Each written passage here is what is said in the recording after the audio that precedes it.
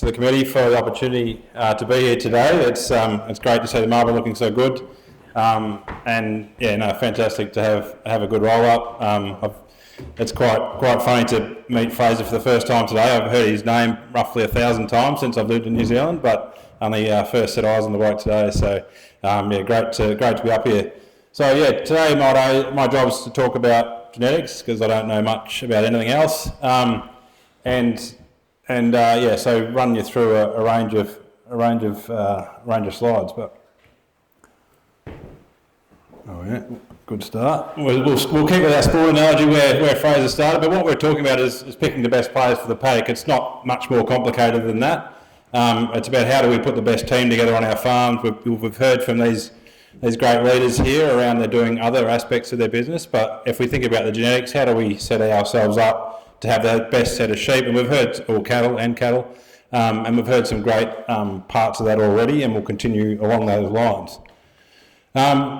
What gets me out of bed every day is not just to work with great people in this great industry, but because the gap that we sit between the low end of what we're farming with and the top end of what we're farming with is enormous. And this is just a group of sheep. So these are a group of merino sheep that are under study in Western Australia that they've followed through for 6 years. And that's the bottom quartile on the left there. So they scanned at 98, weaned 16 kilos per ewe on average per year.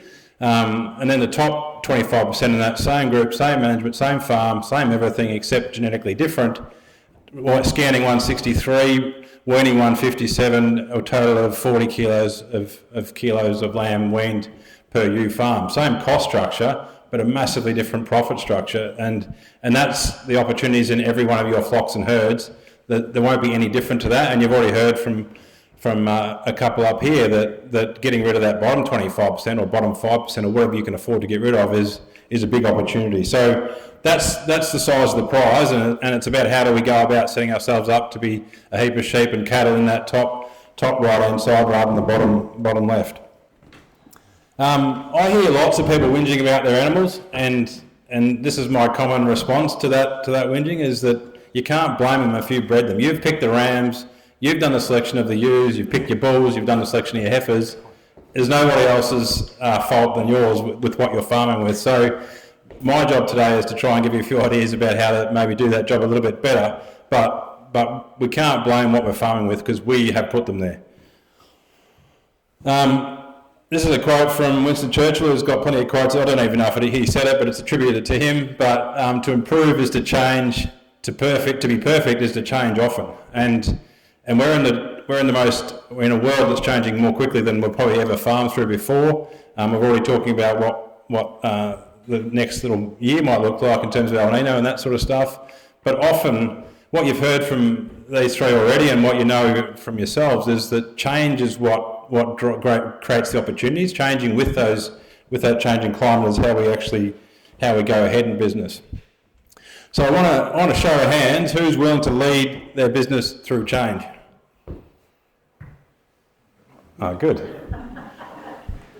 And for the rest of you, I don't know what you're here for, but grab a coffee and head off somewhere else, because that's what we need to do. And the reason I got you to physically do that is because if we actually do that in front of our peers, we're more likely to actually do something out today. You've taken a day out of your business. You've got some very wise gentlemen up here, so make sure you do something differently when you get home from today. It will be a great opportunity to catch up about the rugby and how crap the Wallabies are, but it's also a great opportunity to change something in your business.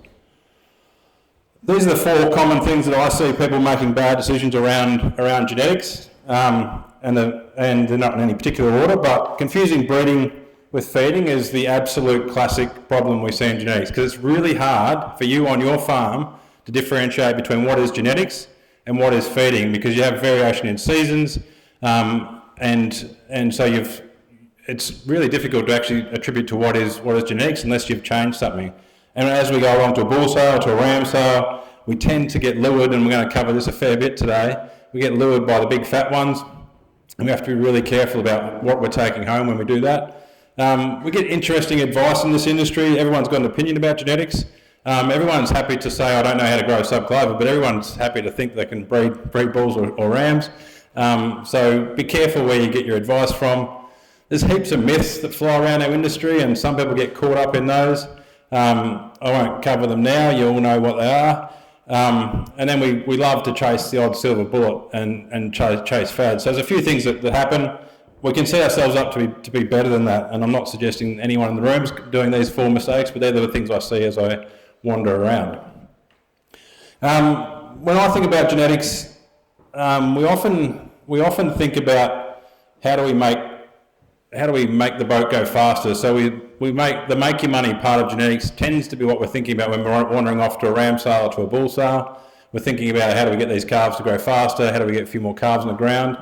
I guess what's become really apparent to me is that I'm not very good at controlling the weather, and there is a rising cost structure in farming, and so we have to think about genetics in a holistic sense. So when I think about when I'm setting myself up or setting up a client to breed a ram or breed a bull or to buy those animals, I think about what are the traits that are going to make me money or make them money, what are the traits that are going to save me money, what are the traits that are going to save me some time, because again, hands up who's got too much time on their hands, I won't get anyone there, farmers are busy people.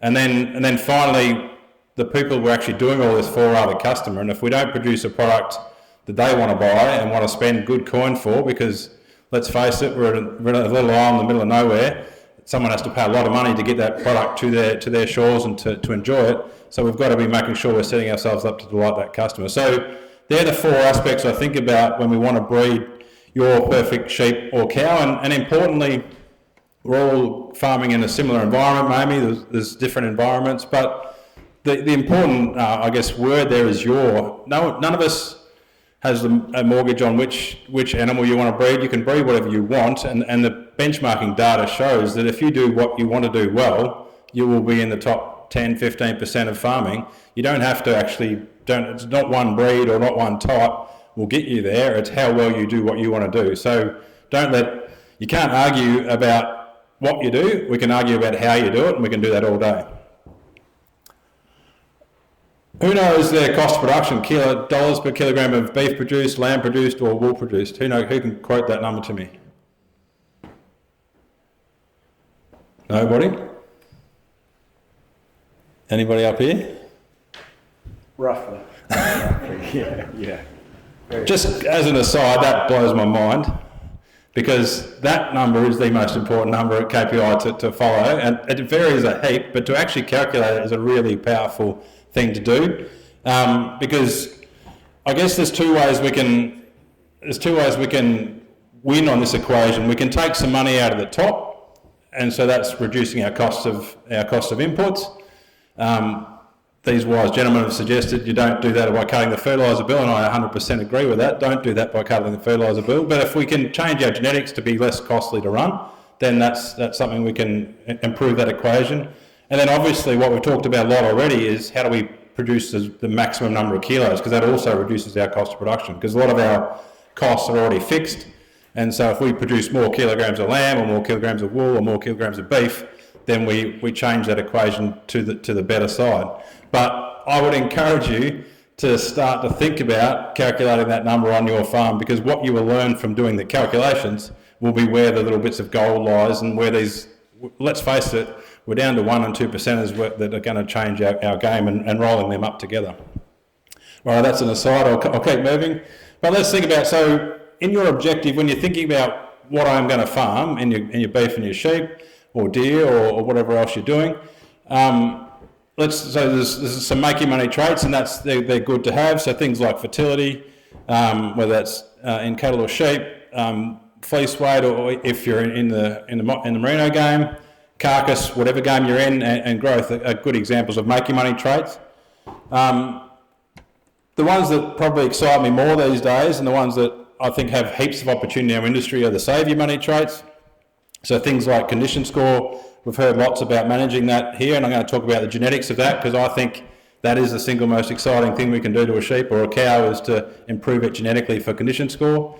Things like dags, we've spent our entire hundreds of years cutting dags off sheep, yet it's heritable, and we know that you can reduce it with genetics to the point that you don't need to dag those sheep anymore. And even myself, probably only in the last 4 or 5 years, have really understood the power of genetics for dags. So things like that, to take cost of our business to change our industry to the better is a real opportunity. Mature size, we've heard a lot about optimising that.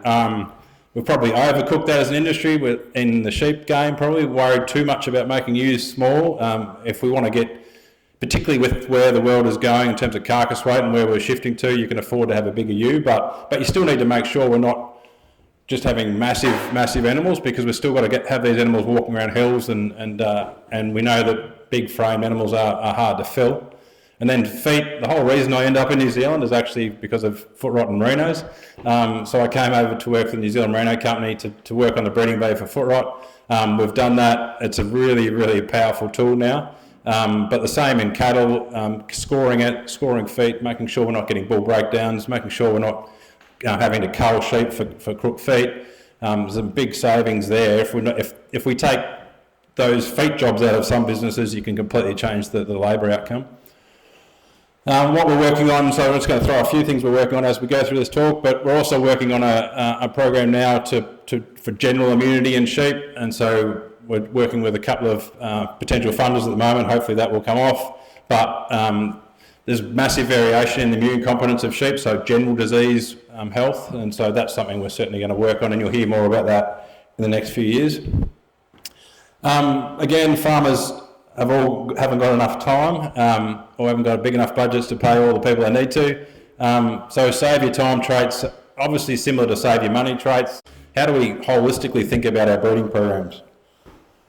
There's been a saliva-based test called Kala for resistance for worms. We're releasing a new one in the next few months, which is looking at a different protein, but trying to do that same process. So how do we get more resistant animals to worms? The rate of drench failure, as you would know as well as anyone, is insane at the moment. The change that we're seeing the march of resistance to our drenches is insane. So we need to have all of the tools working for us. That's all the management tools as well as the genetic tools to make sure that we're set up to be able to keep farming sheep. And then my final sort of 4 traits, or final group of traits, is a delighted customer trait. So you will have, we've all heard about IMF and marbling when we're buying bulls, but those tools are there for sheep as well. Shear force is another meat quality trait that we have genetics on through genomics. Docility is obviously a big one in cattle, and that customer then is your bull buyer probably, but also we know that animals that are stirry going into the works, they burn their glycogen up, they end up being more likely to dark cut and therefore less eating quality. So having animals that stay calm through that process will have a better eating experience. And then if you're in the merino game, then micron's obviously a customer trait. So again, that's the final sort of grouping of traits. I guess out of all that, what you need to do is develop a really clear breeding objective, and you can download that booklet for free off our website and go through it. It'll take you through those four aspects of that breeding plan and try and land you with a plan, because you actually said it at the start of the day. What's important? What do leading businesses do well? They plan well. And if you don't have a plan for your breeding, if you just sort of go along with whichever, you go to the bull sale and decide what you're going to do that morning, and you're halfway through eating a steak sandwich, and someone's offering you a beer and you're trying to make a big decision about which bulls you're going to buy. If you've got a clear plan in place and you've done the work, it's much easier to make a good decision. It's the same as dealing with an El Nino. If you've made the plan, you've done the work, it's really easy to make that decision as you go forward. Once you've got that plan, so that might be, I want to produce this many kilos lambs, I want to wean this many off, I want to kill this many off mum, or I want to produce these calves at this turn-off weight under this management system, whatever that breeding objective is, and then you work out which traits you need to focus on. You then need to know where you're at currently, and that's quite difficult in genetics, but we have got some tools now. So if you're in the merino game, we can actually do a merino flock profile, which will tell you the average genetic profile of your ewes. So for you grab 20 random sheep and we genotype them, and you can actually know where you're at genetically, which is pretty cool. We can't do that for any other breeds at the moment, unfortunately. But if you're in the cow world, you can. So we can genotype heifers and get their predicted breeding values and give us a really good read on where you're at with that group of group of cattle.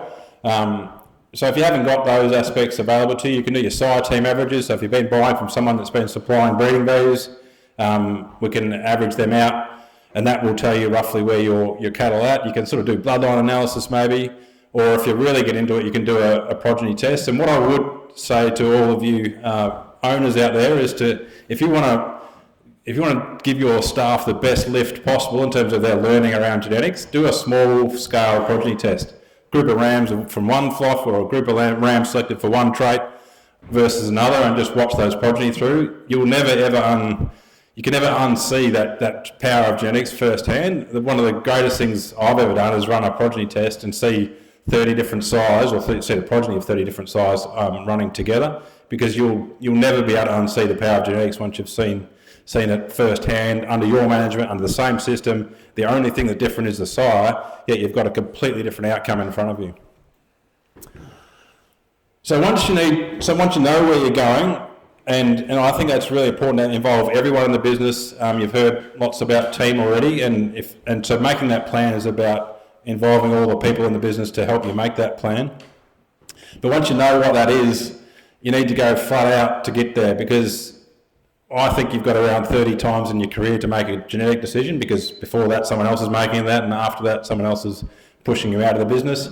And so each of those you waste is a wasted opportunity, and you the less likelihood of maximising your opportunity in that genetic front. So once you know where you're going, you've got to get there quick. And this is the equation if you want to do it mathematically. They're the things that control how fast you go in terms of genetic gain, and that's the game that we're playing with.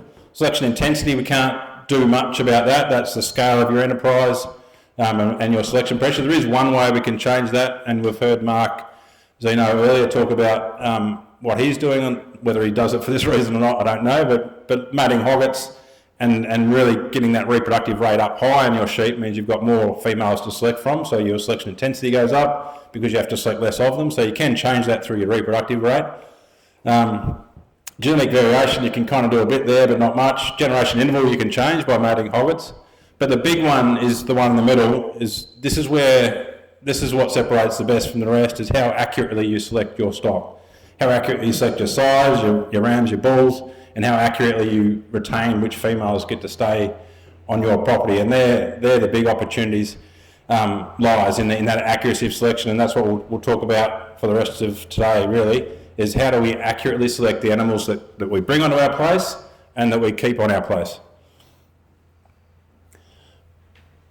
You pretty much get to choose your line here. So I reckon the industry does 0.5% genetic gain per year.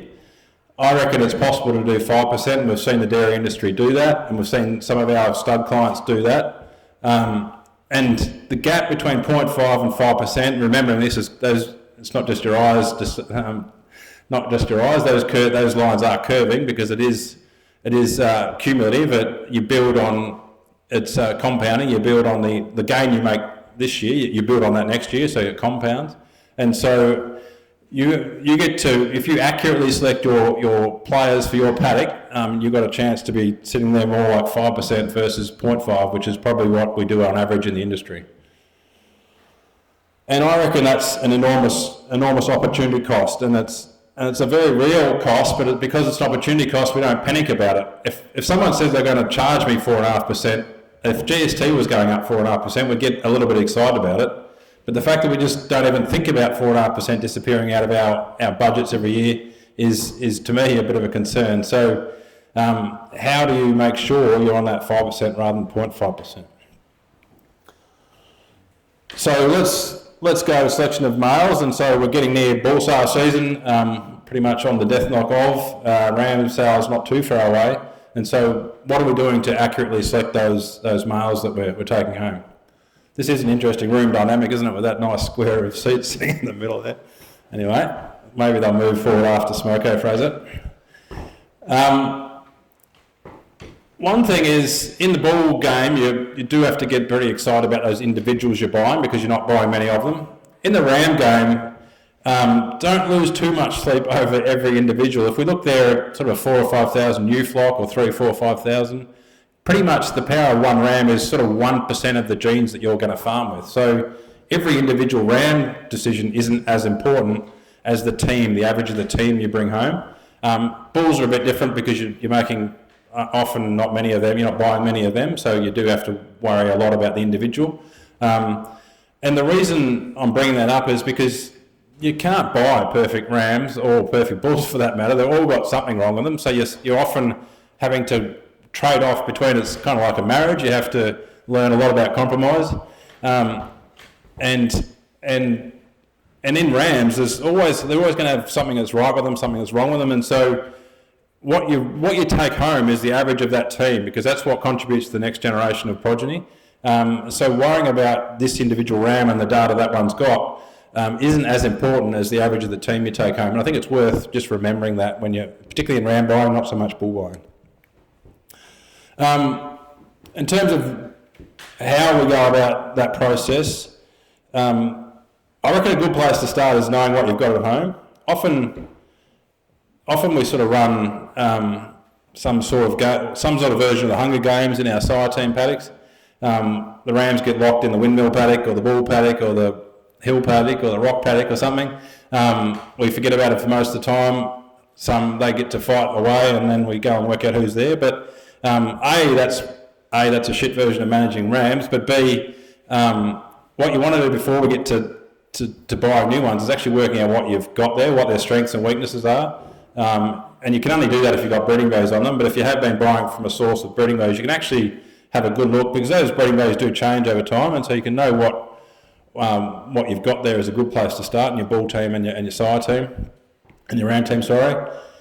You then obviously need to work out which driveway you're going up to get those, and that might be based on where you've been getting them and you're happy, or you might be looking to change. We do that for clients and go through lots of different driveways they could go up and work out where the strengths and weaknesses of those are. Then obviously ranking the suitability of those bulls or rams to your plan, and then obviously you've got to buy them to your budget.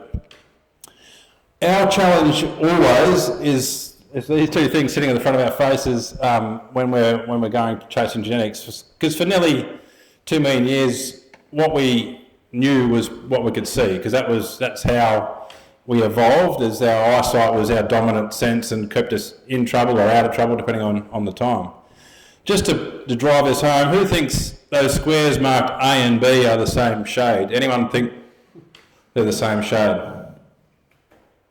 If anyone reads my newsletter, you'll know this trick, but obviously no one does, so that's good. Anyone? So everyone, hands up if you think they're a different shade of grey. Different shade of grey. What do we? Yeah, we've got the 3 of the shades of grey up here. They are exactly the same shade of grey. So flick back and forward. That's our eyes deceiving us based on what we're contrasting it next to. Trust me, I've taken this image to bits.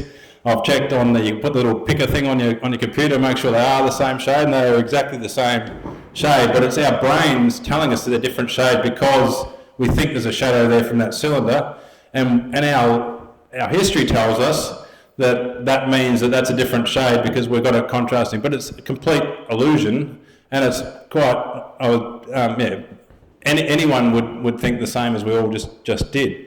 And that plays out every time we walk into a pen of rams, a pen of bulls, our pen of our young rams or our young ewes that we're drafting out, we're getting rid of our cull ewes, and so that twin red out of a two-tooth or twin red out of a ewe lamb bolting down the race at us with 3 underways chasing it when we're drafting up our ewe replacements, that one gets drafted in the cull pen while the big fat shiny single that's coming flying through that was first born in the mob gets put into the keepers based on what our brain tells us which one's going to be the best animal to have, yet it's completely wrong. We've just picked the exact wrong genetics, and that plays out all the time.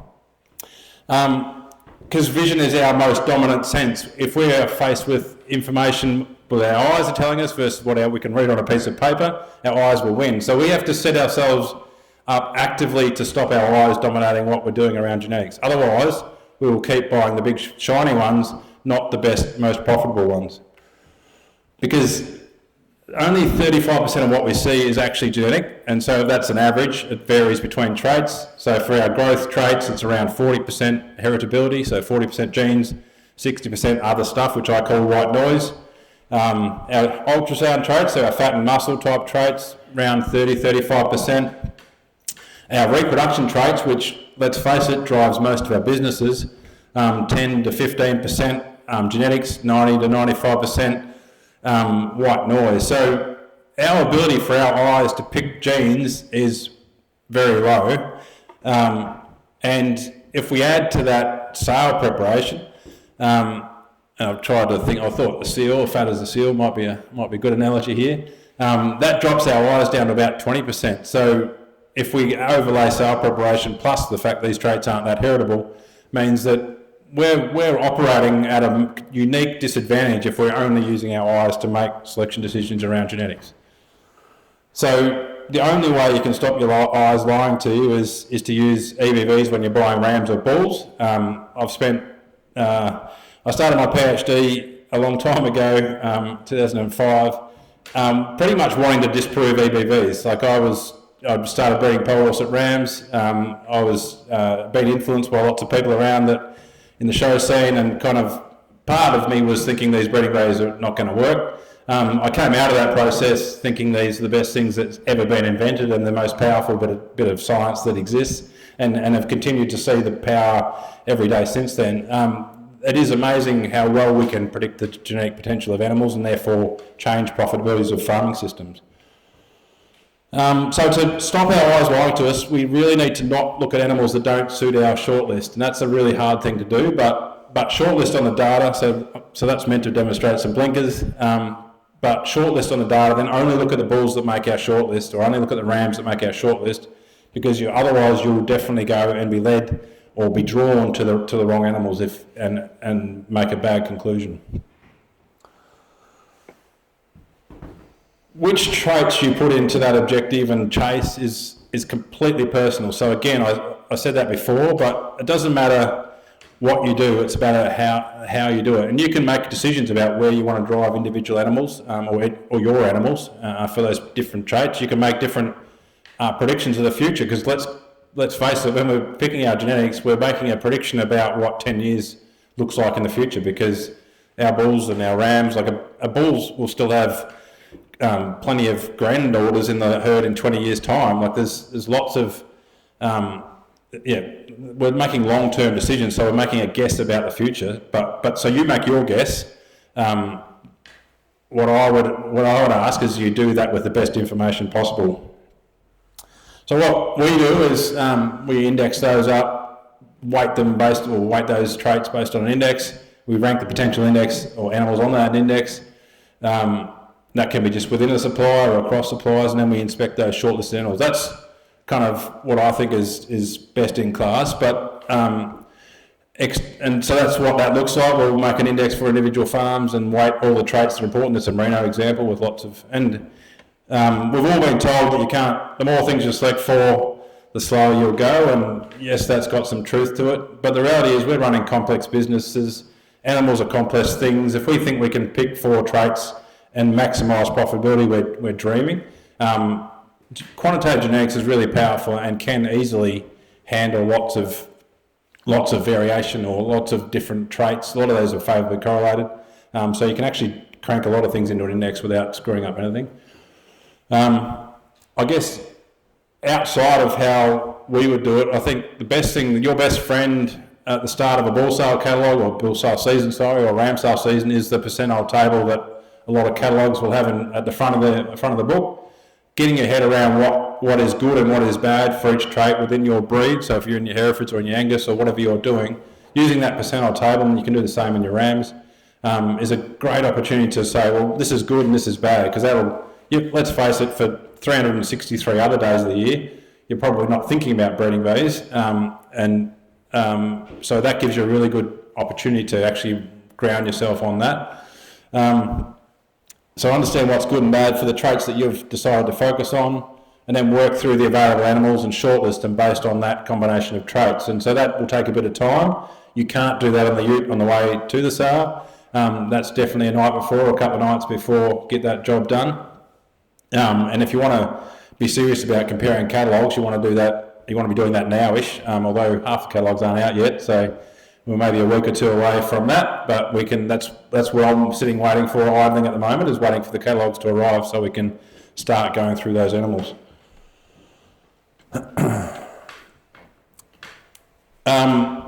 So that's just an example out of I just grabbed a scan out of a catalogue, but that's your percentile table. The same things exist in rams, whether you're in the Merino game or in the crossbred game, whether you're in Angus or in Hereford, whatever you're doing, you can find these tables. They're either maybe if you can't find them, give me a call. We'll find them.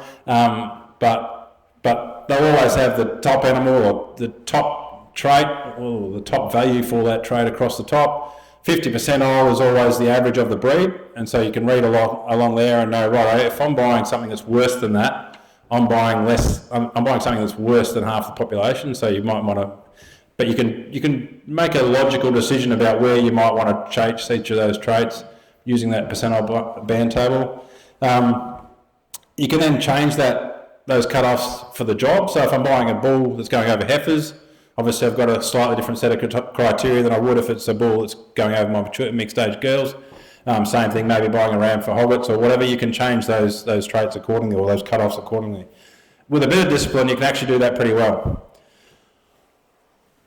So that's the ram buying. I won't go into any more detail. We've only got a few minutes really to cover that off. But using the information is just so critical to a good decision. So let's think about what we can do on the female side of that equation. Just a bit, but your eyes just lie to you. This is Merino data, but the same thing would apply. These are professional classes, so people that do this for a living going in there and guessing with their eyes. And this is a trial where they basically go through those animals without any information. And when you go through that keep pen at the end of the day, in that pen there was 70% single-born, 30% twin-born animals. In the cull pen, 70% twins and 30% singles. So all we've done is gone through and culled all the twins. And we will do that day in, day out, twins out of two-tooth, twins out of hoggets, singles out of hoggets. We get rid of our female genetics that offer the most potential for reproduction. And so then we whinge about merinos can't count because we've culled all the ones that could. And so we've set ourselves up for a massive failure. And we do the same in the crossbred game. You see a lot of classing done at pace, not classing, selecting. And if we don't know who that is and what its background is, we set ourselves up for failure. And that is that's where things like EID come into play. So by knowing who was single-born and twin-born, we can completely take that out of the equation because we draft them into those two groups and we just class them in those groups, or we assess them in their groups. I think you need sort of 3 plans around, and we talked about planning already, around your female selection. So that's a measurement plan. What is important to me enough for me to actually generate or use some time to measure it? And so is that condition score? Is that a few body weights? What is that? So make a plan for the measurements you're going to make, but only measure the stuff that you think will change the dial for you, and only measure the stuff that you think you'll actually use, because we see lots of people who have collected all this data and spreadsheets full of it and have done nothing with it, and then get disgruntled and annoyed with data because you haven't done anything with it, and then that's just a waste of anyone's time. So we don't want to be in that game. So measure what you think is really important to you and that you think will change the game. Then come up with a plan on your young use selection. So what are the criteria that those animals get to stay in my group, and then obviously what are the criteria on what old ewes leave the farm for. There's often, that might be based on age but often there's some really good females still in those older age groups that we could retain and would allow us to put some more pressure on other parts of the mob by keeping those ewes in. So you need those 3 plans, and they'll depend a bit on depend 100% on your objective. Again, we've got great genomics options in cattle, so you can do it in sheep too, you just can't afford to do it across your ewes. But in your heifers, you can use genomics. So genomics is a prediction of the genetic merit of those animals, obviously. And that is a great screening process. We've got a project at the moment trying to work out how you optimise the use of, because there's going to be some heifers you're going to cull anyway. There's probably some heifers that phenotypically you're going to keep anyway because they're early born and they're big and they're going to have a calf every year.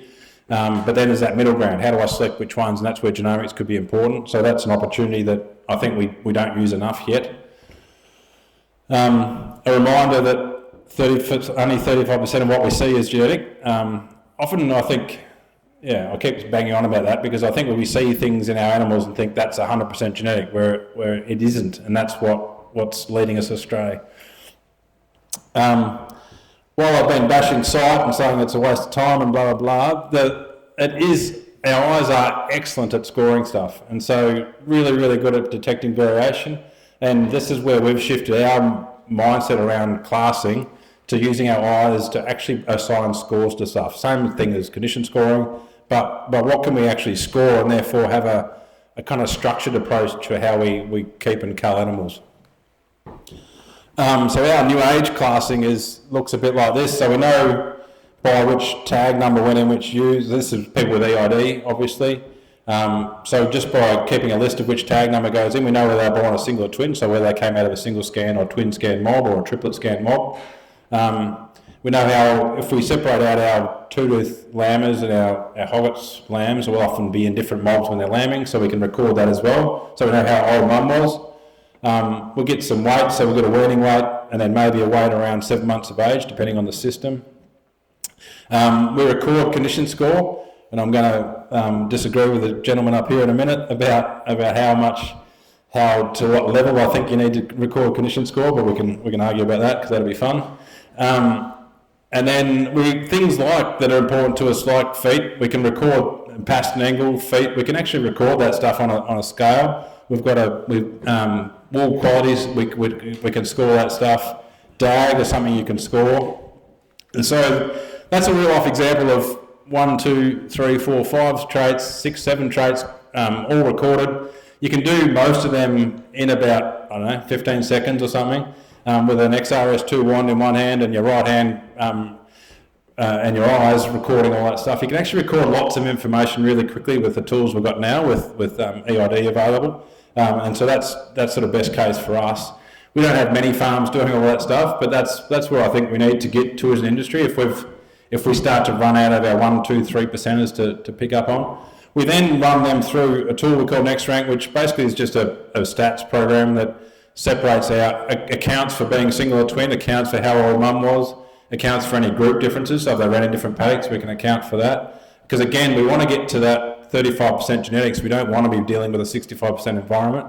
So just because we've scored something doesn't mean all of a sudden it's all genetic. There's still the environment at play, so we have to try and correct for what we can, and these are those correction effects. So that's kind of what it looks like. When we do that, it's amazingly powerful at actually driving the right animal forward. Just a couple of examples. These are merino examples, but just wanted to demonstrate why knowing birth type is important. These are progeny out of a progeny test we ran in New Zealand with New Zealand merino. This is their breeding value for fibre diameter, so for micron breeding value, the lower that number is, the finer that will be genetically. The yellow dots are twins, and the black dots are singles out of the same sire in each group. And so what you can see there, and this is the actual measured micron, what you can see there is the twins are always stronger than, or more higher micron than the singles, and that's just an environmental effect. We know how that happens. We know what happens in the uterus. They don't get as much nutrition. There's less follicle development, so it's less fine wool. And so if we just start measuring something, this is just an example. If we just started measuring something and didn't know who was a single or twin, we just go and cull more of our twins. So we've put more pressure on the twins and cull more of them. So important to know some of these fixed effects. Same thing for fleece weight. It goes the other way. Twins cut less wool. So twins cut less wool that's stronger than singles, and we need to know that if they're things you want to select for. So just to be controversial, I'll put a few decimals on that body condition scoring guide. And this is because we're trying to account for genetics when we're doing this. So if we just put a 2 and a 3, most of the sheep we play with would sit in there. So we score down to quarters for genetic when we're making, you can do it to halves. It's pretty easy to condition score to halves. Quarters is needs a bit more time, but that's the way we do it because we want to know the detail, because most of our farming, operates between there and there. Not very often are they in 2s, and not very often are they in 3.5s unless you've got a year like this and they're fat anyway. But most of the time, most of the money to be made is between 2.5 and 3.5. So I argue that even for management, you need a bit more nuance than whole scores, but we can have that panel discussion later maybe. But for genetics, I think it is worth going at least to halves so you can actually separate out, because we're trying to find nuanced differences between individuals. And we're doing this in young animals that haven't lambed yet or haven't calved yet. And so the variation between them isn't massive, but it is consistent. Interesting. Oh, it's back. Just want to hone in on condition score because it's a bit of a theme that you've heard mentioned up here as well, and it's something that's important to me, as I said. In sheep, our fat breeding value that we've got is pretty well correlated with condition score. So we've been banging on about, my whole PhD was on the value of the fat breeding value. So higher fat animals, we had indexes, and they still exist in this country, indexes that penalise fat, which is a bit crazy considering the environments we run. Fat is our buffer for environmental differences. So in sheep, we can select for favourable positive fats to get genetically better condition score. And so we're looking there at a full condition score difference genetically under the same management. And so if condition score is important, which we've heard it is and we know it is, we can set ourselves up to have genetics to do that well. So far we've done that using the fat breeding value. We've now got a condition score breeding value in both SIL and in our merino analysis, so we lean into that. Condition score breeding value, I think, is a really powerful one to look at when you're buying your rams next. The story is a bit different in cattle. There's 2 different ways to condition score cows on a 5-point scale or a 9-point scale, or a 6-point or 9-point, but that's irrelevant kind of. That's the Australian, American, Kiwi thing. You can kind of convert between the two, but the other thing is that we've only just now got a condition score breeding value. So if you're buying Angus Pro, you'll have access to a condition score. Angus New Zealand has just released the early stages of their condition score breeding value. That's going to be fantastic for our industry. We've been trying to buy bulls on fat depth breeding values, but the problem is that's really lowly correlated with mature cow condition score, so about 30%. And that's because this is fat depth here and body condition score on a 9-point American scale, but would be a condition score 3 on a 5-point scale. But so up to our moderate condition score, we've got no real variation in fat depth because cows put their fat in different depots than what sheep do, and it's only really once they get quite fat into their sort of halfway up and above where you really see it kick up on the subcutaneous depot that we can measure.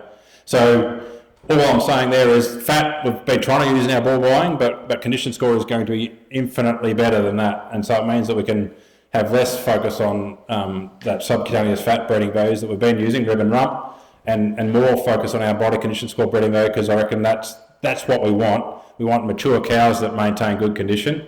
We don't really need young animals that go to fat because we want them to stay, or get them prime enough, but not run to over fat and get penalised. How am I going for time? 5 more minutes until your question time. Right, actually, I'll keep moving. Anyone got any guess how many slides we've got left? Anyway, I'm not sure. Just want to quickly mention why this whole thing is important, or why condition score, genetics of condition score is important. And it comes down to this sort of balance sheet of metabolism. So laying down fat, really expensive to do. So we've got to lay down a kilo of fat costs us 80 megajoules of energy versus laying down lean tissue, so protein, muscle only costs us 18 megajoules of energy. So if we convert that into barley, that might be 8 kilos of barley versus 1.8 or whatever, depending on our barley. But so a big difference. So it's quite expensive to lay down fat. There's a couple of points that are really cool though. It costs us nothing to maintain. So once we lay down fat on our animals, so once we have animals that genetically want to be fat, they can lay that down when things are good, but it costs them nothing to maintain that. There's no metabolic cost of maintaining fat. Whereas our lean tissue, there is a metabolic cost. So muscle doesn't just sit there. It actually gets made and broken down and made again every day. And so it goes through what we call protein turnover, which is energetically expensive. And and so if we breed for animals that just want to lay down lean tissue, it's cheap to lay down. We don't get much back when it mobilises, so we get 5 megs back from that, and it's expensive to keep there. Whereas our fat, it's expensive to go down. We get a lot back when we mobilise it. We get actually, it costs us 4 times more to lay it down than protein, but we get 7 times more back when we mobilise it, and it costs us nothing to keep. So all that to say, there's lots of good reasons why we want to have animals that maintain fat or have high levels of fat, and I think we'll move down that line. We'll move past that one. What we do know is that what we're basically doing is reducing the maintenance cost of those animals. So as we get them fatter, genetically fatter, or feed them fatter, their maintenance requirements per day goes down. So because we're feeding less of that fat tissue, or there's a higher proportion of that fat tissue, and therefore their maintenance cost is lower. So big opportunity for positive condition score to run on these hill country places. And I guess just taking that through, which is why this sort of stuff is important. I think these are young ewes condition score. This was their condition score as sort of 1-year-olds. Those that were condition score 2.5 weighed 23 or 24 kilos. Those that were condition score 3.5 at that same age weighed 30 kilos. So it flows through. You need to both manage a condition score and breed condition score to end up in a production system that works.